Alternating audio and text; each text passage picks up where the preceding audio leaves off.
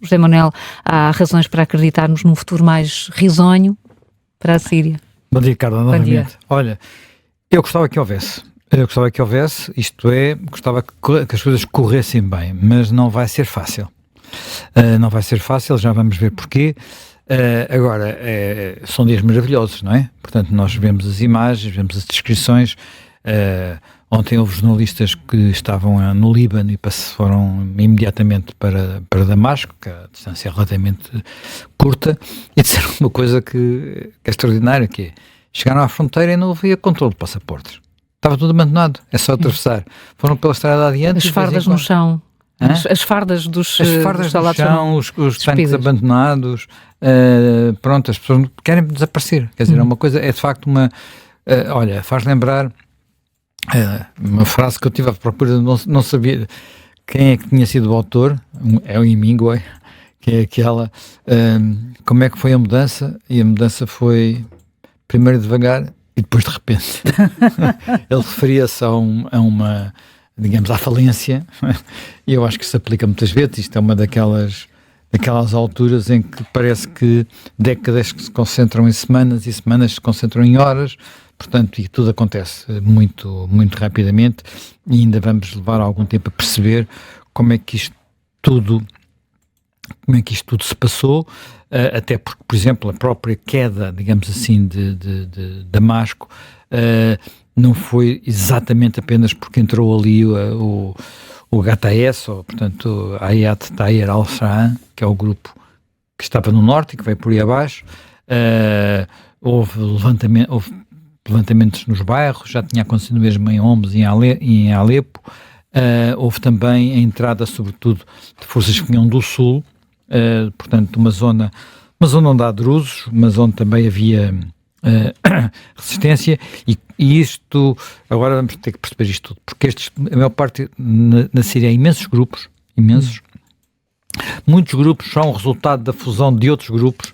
Por exemplo, este grupo que veio por aí abaixo, digamos assim, é ele próprio resultado da fusão de vários grupos. Há grupos que são... as próprias redes de apoio são muito variadas. Há alguns que são claramente apoiados pela Turquia, outros são apoiados por países ocidentais e os Estados Unidos em particular. Por exemplo, estes que entraram pelo Sul teriam relações com exércitos ocidentais. Os curdos habitualmente são apoiados pelos americanos. Os próprios americanos estiveram ontem a bombardear posições do ISIS, que não desapareceu completamente, e que podia aproveitar o vácuo de poder. Fizeram bombardeamentos ontem no interior da Síria. Portanto, isto ainda é uma situação muito, muito confusa. E depois há uma coisa que eu acho que é, digamos, acho que temos de ter em consideração, e às vezes nós esquecemos um pouco disso, que é, há duas coisas naquela região que não devemos esquecer. E a primeira é, em boa parte, quase todos aqueles países são países de alguma forma artificiais, no sentido em que foram países desenhados, a frase que se às vezes usa é um risco na areia. Pronto, as fronteiras foram um risco na areia. Pensei ali, portanto, são fronteiras que derivam muito de um acordo feito há mais de 100 anos, 1916, por dois diplomatas, um francês e um inglês, chama-se o Acordo Sykes-Picot, portanto, e que basicamente dividiram o Médio Oriente, ou melhor, dividiram aquilo que achavam que iam ser os despojos do Império Otomano entre dois impérios ocidentais, na altura, europeus. Portanto, ficou uma parte para os franceses, uma parte para os ingleses, e durante o princípio aquilo foram protetorados, depois foram ganhando independência, mas as fronteiras ficaram lá. E nós sabemos que isto há um lado ali muito artificial naquelas fronteiras, mas não chega a dizer só isto. É preciso também dizer que há outra coisa. O que eu vou dizer é uma coisa às vezes que tem um lado horrível quase, mas que é um bocado assim. Aquilo é um resto de um império. Durante os últimos, ou de vários impérios, de muitos impérios, mas que nos últimos, digamos, até à Primeira Guerra Mundial, durante 4 séculos, tinha sido o Império Otomano. Ora, o que é que por regra caracterizava os impérios? ainda hoje caracteriza o único império que sobra, que é a Rússia, e dá um bocadinho a China, é que são misturas de povos. Portanto, podemos considerar que pode, às vezes existe um povo dominante ou governante, varia um bocadinho conforme as abordagens, mas são multiétnicos, por regra são multiétnicos. Portanto, e isso também acontecia na Europa, até a Primeira Guerra Mundial. Mas com a Primeira Guerra Mundial e com a Segunda Guerra Mundial e com o redesenho das fronteiras na Europa, houve algo que hoje é absolutamente tabu, mas que ocorreu, que foram limpezas étnicas, na altura designadas por transferências de população, e que permitiram que os países, as nações resultantes, quase sempre fossem homogéneas. Quase sempre fossem homogéneas. As poucas que não eram homogéneas, mesmo na Europa, tiveram, entretanto, guerras civis. Recordo a Jugoslávia. E na Jugoslávia continua a haver uma que não é homogénea e que é um país inventado, que é a Bósnia-Herzegovina, não é? Portanto, é um país fictício. Aquilo é uma coisa um bocado fictícia. Portanto, a Síria também é. Nesse sentido, a Síria também tem um bocadinho de tudo. Portanto, e às vezes com maior peso regional, outras vezes com menos peso regional. E com divisões que não são apenas divisões religiosas. Por exemplo, na Jugoslávia eram todos eslavos, mas a divisão era entre aqueles que eram cristãos romanos, cristãos ortodoxos ou muçulmanos. Pronto, e isto, e mais, pronto, e depois diferenças também de tradição, digamos assim. Na Síria há divisões religiosas, daquilo há um mosaico religioso absoluto. Tu tens, portanto, a maioria são muçulmanos sunitas, depois há uma minoria xiita, essa minoria xiita ainda por cima é quase uma seita do xiismo, que alguns xiitas até acham que são, digamos, heréticos. Diabólicos, quase. Sim, não são bem os assassinos, não é? Portanto, por isso é que eram mesmo considerados. Mas também passaram por lá, e, enfim, mas essa seita desapareceu. Que são os alauítas, e os alauítas era de onde vinha a família Assad, portanto, aquilo era uma minoria, talvez nem 10% da população, muito circunscrita geograficamente à zona litoral norte, portanto, noroeste, portanto, junto ao Mediterrâneo, e que se tornou dominante. Portanto, estamos numa situação que faz lembrar a situação do Iraque, só que ao contrário. O Iraque de Saddam Hussein, só que ao contrário. O Iraque é um país muçulmano de maioria xiita, mas governava um sunita, naquele caso concretamente Saddam Hussein. Depois tens, isto são os muçulmanos, mas depois tens uma minoria católica, enfim, que em tempos foi importante. Desapareceu uma minoria judaica que foi importante sobretudo em cidades como Alepo e Damasco. Depois tens ainda tens os drusos, que é uma coisa assim um bocadinho, que não são nem cristãos nem muçulmanos, e ainda tens outras coisas, como por exemplo aquele grupo, os Izadis, que era também uma coisa estranha, que ficava ali muito circunscrita às montanhas no Kurdistão. Portanto, um mosaico muito complexo. Só estou a falar das religiões. Agora, sais das religiões e vamos para aquilo que nós já chamamos de etnias, ou nacionalidades, se preferires. Tens árabes, os árabes são dominantes, não é? Mas depois tens turcos ou turcomanos no norte e tens drusos no Nordeste. E, portanto, tudo isto é um mosaico muitíssimo, muitíssimo complicado, até porque depois dentro dos vários, mesmo por exemplo, entre os sunitas, depois há divisões e há orientações, portanto, aquilo não é, estas religiões não têm a característica que nós estamos muito habituados, porque é a nossa cultura, a característica de uma igreja centralizada como a Igreja Católica, que tem um chefe. Pronto, que é o Papa, e isto não se passa nestas regiões. E, portanto, isto coloca logo um problema de base, porque isto nunca fez aqui. Eu, aliás, quando comecei a pensar assim, mas a Síria não é um nome que apareceu só com os franceses, a Síria é um nome mais antigo. De facto é. Se nós recuarmos no tempo, vem dos gregos, provavelmente de uma simplificação do termo assírio, e assírio é os assírios foi um dos primeiros impérios da história, não é? Portanto, o primeiro terá sido os sumérios, mas depois tivemos os babilónios e os assírios, enfim, houve mais, mas naquela região, portanto, estamos a falar de coisas de há 5.000 anos, não é de tanto contemporâneos, até em alguns deles mais antigos que a civilização egípcia. Portanto,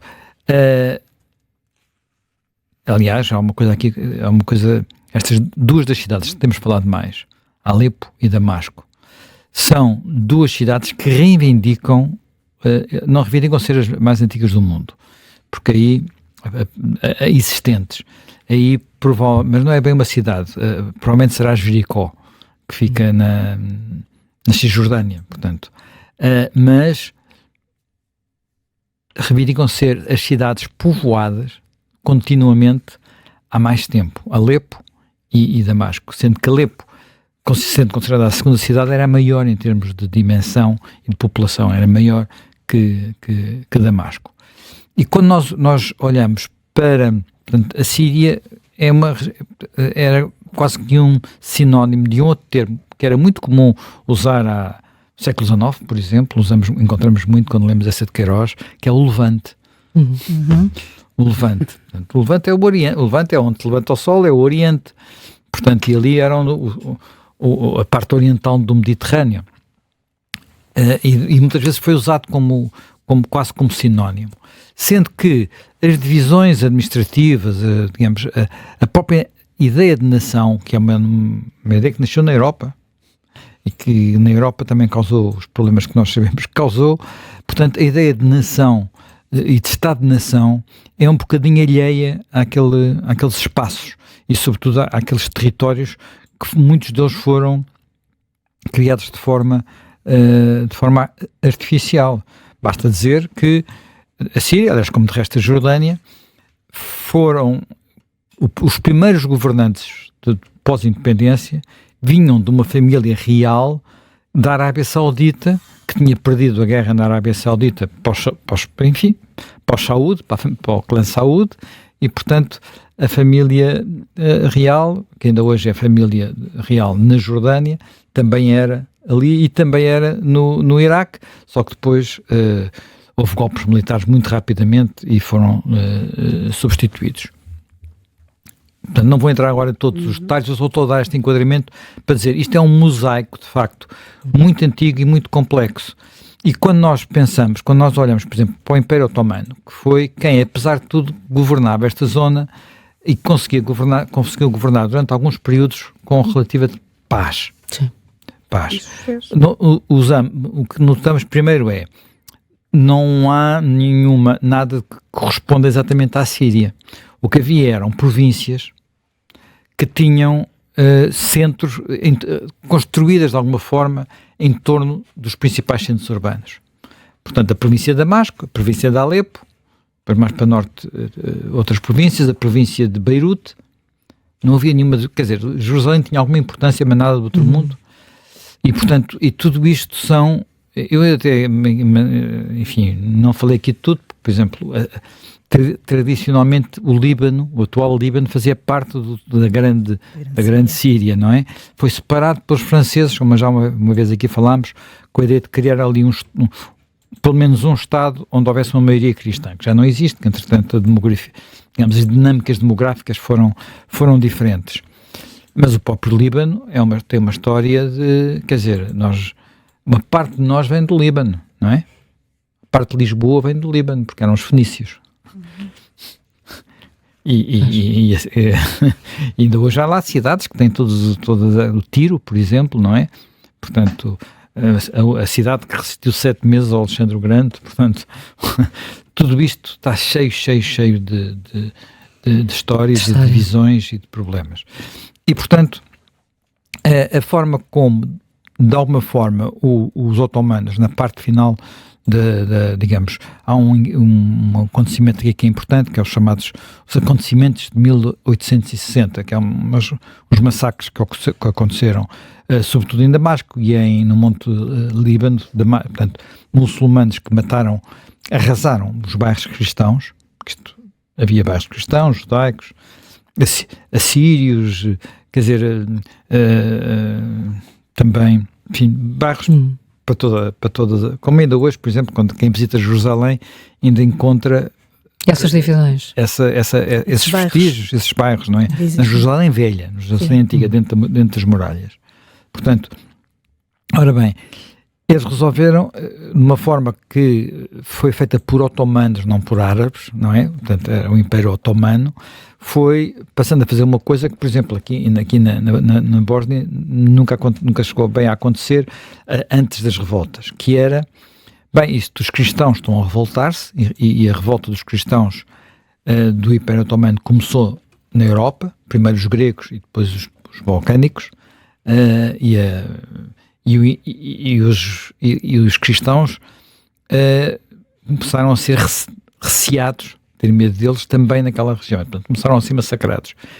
E então o Império Otomano fez uma coisa moderna, foi tributar toda a gente, porque antes não se tributava toda a gente. Ora, isso, portanto, e às vezes nós só olhamos, vemos tudo coisas muito antigas nesses impérios que desapareceram, mas às vezes eles tinham mecanismos de convivência que desapareceram, porque aquilo depois não era autocrático, como é óbvio, era democrático, ninguém quer o regresso àqueles regimes. Só que o que resultou disso, como não houve ali guerras civis com a dimensão das guerras mundiais que nós tivemos na Europa, e a seguir à destruição, dizer isto parece que é preciso uma guerra para arrumar as coisas. Às vezes é, portanto, só que não pode ser, não é? Às vezes foi, ou melhor, não é às vezes é, às vezes foi, só que não é um método que nós possamos seguir, e portanto por isso é que vai ser seguramente muito, muito difícil nós percebemos o que é que vai acontecer, até porque os interesses de quem está à volta são muito diferentes. Isto foi possível, basicamente, terá sido, quer dizer, porque é que isto não foi possível durante 54 anos e agora de repente foi possível? Porque é que não foi possível há 11, 12 anos, quando foi, digamos, a revolta da Primavera Árabe, que nos primeiros dias parecia também uma festa, manifestações, pessoas na rua, o povo perdeu o medo, atenção, aquilo era um regime tipo RDA, portanto, espiões por todo lado, tudo vigiado, turistas, jornalistas, ninguém estava sem ter, digamos, um PID, entre aspas, um Stasi lá deles, a ver o que é que se passava. Portanto, aquilo era absolutamente totalitário. Digamos, não era o mesmo tipo de totalitarismo comunista, não é? Era um tipo de totalitarismo diferente, mas absolutamente opressor, com pessoas irem para as prisões e ficarem lá décadas sem saberem sequer porquê.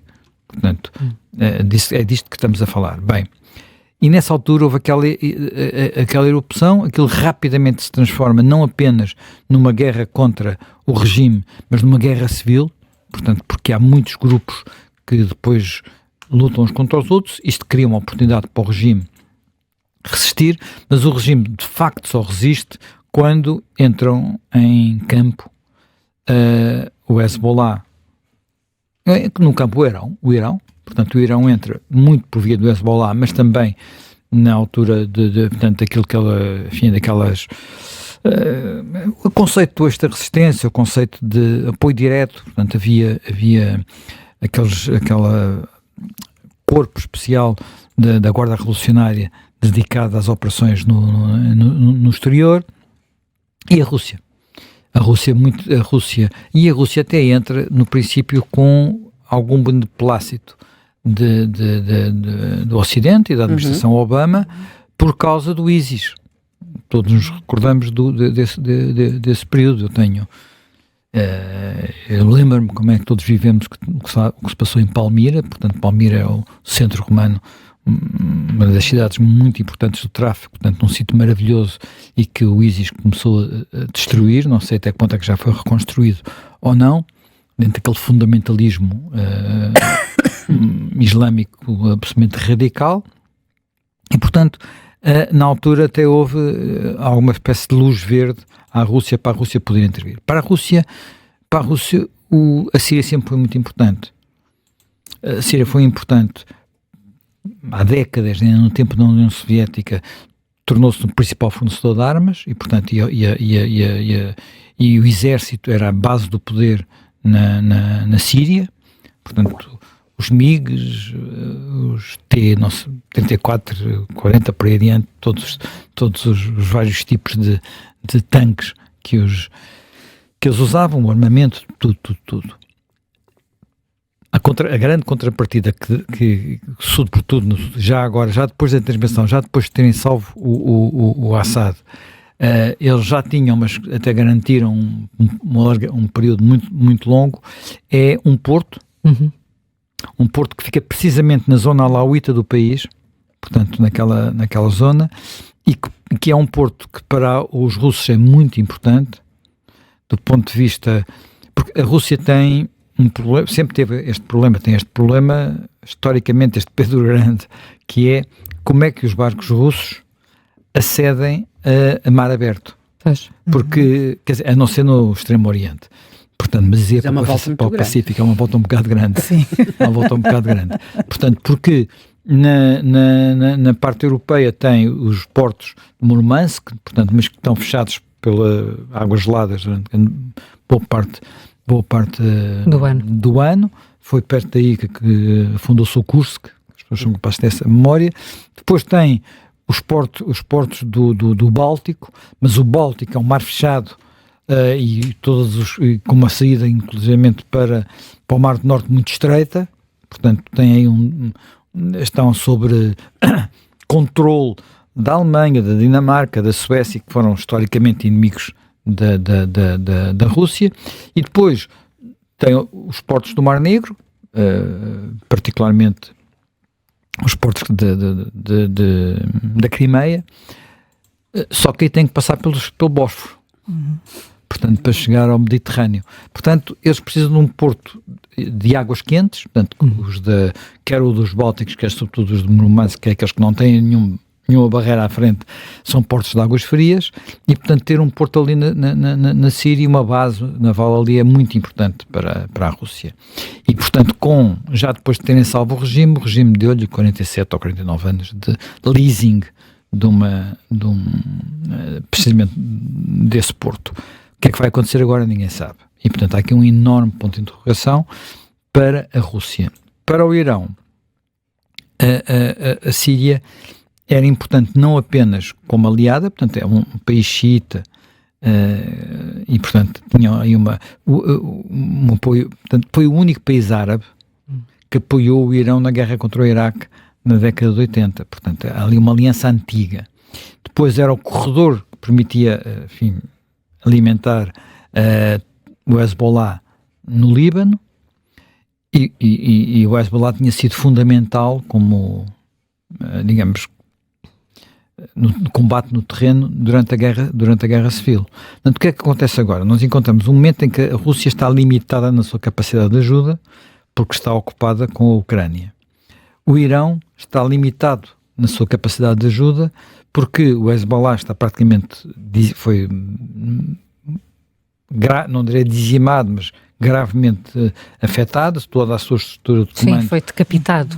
Toda a sua estrutura de comando praticamente desapareceu, e mesmo os seus recursos, boa parte dos seus recursos foram destruídos nesta guerra recente com Israel. Portanto, não pode ir ali em socorro, entrar por ali adentro em socorro do Assad. E o próprio Irão em si está fragilizado porque nestas trocas de mísseis com Israel, quem sofreu mais foi o Irão e ficou praticamente sem defesas aéreas. Portanto, não pode meter-se em aventuras, porque tiraram muitos mísseis contra Israel, mas com muito pouco efeito, mas em sentido contrário não foi bem isso que se passou. Portanto, e houve ali uma destruição séria da infraestrutura militar e também da indústria do armamento iraniana. Portanto, Assad ficou sozinho. ficou sozinho com umas forças armadas que ainda por cima são sobretudo constituídas por soldados da maioria do país, que não são xiitas, são sunitas, e não estavam a ser pagos, ou estavam a ser mal pagos, não estavam a ser abastecidos, não tinham às vezes comida, tinham que andar a roubar, conviviam com uma corrupção a todo o nível. Às vezes os seus chefes faziam aquilo que se fazia na Idade Média, que era, mandavam saquear para poderem ter alimentação. Portanto, há uma situação também que ele estava a desfazer-se. E portanto, de facto, às vezes estas coisas que duram parecem feitas de pedra e para durar para a eternidade, e depois caem como um castelo de cartas. Foi um bocadinho o que aconteceu. Agora, até que ponto é que a evolução que houve neste grupo que vem do Norte, vem de Idlib, até que ponto é que a evolução desse grupo, a evolução do seu líder, eu ainda não fixei estes nomes todos, a evolução do seu líder, que era alguém que começou por estar associado à Al-Qaeda e que designadamente durante o período em que foi responsável pelo governo daquela região norte, foi dando sinais de um pragmatismo e de uma moderação de tipo diferente, e cujas primeiras mensagens vão nesse sentido. Até que ponto é que vai ser possível ali haver uma maneira de cozer este tecido tão variado? E eu habitualmente digo que estas coisas só se fazem com poderes descentralizados. Portanto, permitir que os curdos tenham quase um autogoverno, permitir que, por exemplo, a Turquia é um agente fundamental aqui, porque a Turquia quase que ocupa uma parte do norte da Síria. E na Turquia estão 4 milhões, julgo eu, de refugiados. 3 milhões de refugiados. 3 milhões de refugiados sírios. Portanto, que estão a querer regressar, querem voltar para casa o mais depressa possível, não é? Portanto, há aqui tudo isto, há tantos elementos aqui em jogo que eu diria que no limite vai depender muito dos protagonistas. Portanto, e até que ponto é que estes protagonistas vão ser capazes de encontrar soluções, porque não vai ser por fora, não vão ser as Nações Unidas. Quando dizes protagonistas, estás a falar mesmo dos protagonistas que são no terreno. Al-Jolani, que é o estou a falar o Al-Salani, estou a falar dos líderes dos outros grupos, porque há alguns, provavelmente eles vão ter que acabar com eles ainda, porque não acabaram, como por exemplo os do ISIS, que ainda têm lá umas pequenas bolsas. Os americanos estão a tratar disso. Os americanos estão a tentar dar uma ajuda, mas não sei se será suficiente, e portanto temos aqui uma situação que vai depender muito disto, porque muito provavelmente um país que é com um mosaico deste tipo, só não voltando a tentar concentrar o poder em Damasco, e Damasco é a capital mais por razões históricas, porque tinha sido capital digamos, sede do primeiro Império Árabe, não é? Dos Umaídas, assim que se diz, não sei se estou a dizer mal, Umaídas. Portanto, depois mudou para Bagdá, com os Abássidas, que vieram a seguir. Portanto, mas os Umaídas, agora por curiosidade, depois vieram cá criar o Emirato de Sevilha, portanto, da Península Ibérica. Portanto, foi esse ramo que veio para cá. Portanto, isto está tudo ligado, como às vezes a gente gosta de dizer, não é? Portanto, vai ser por aí. Depois é preciso modelar aqui muitos interesses, não é? Que vão estar aqui em tensão aos interesses da Turquia, que é uma potência com vontade neo-otomana, não é? Com uma pulsão neo-otomana. Há naturalmente os interesses da Europa e dos Estados Unidos. Há Israel é fundamental. Israel teve uma reação. É interessante ouvir as declarações de Netanyahu ontem. Tem uma reação a dizer que é um grande dia, um dia histórico, um dia muito bom para o povo da Síria, mas tenham lá cuidado, que isto nós não sabemos o que é que vem no dia seguinte, porque apesar de tudo havia uma espécie de modos, um entendimento com os Assads, que era: vocês não nos atacam, nós devemos, de vez em quando entramos aí para tomar conta de umas coisas que vocês não poderiam fazer, mas isto não acontece nada. Ontem Israel avançou quilómetros para tomar conta das posições do exército sírio que tinham sido abandonadas.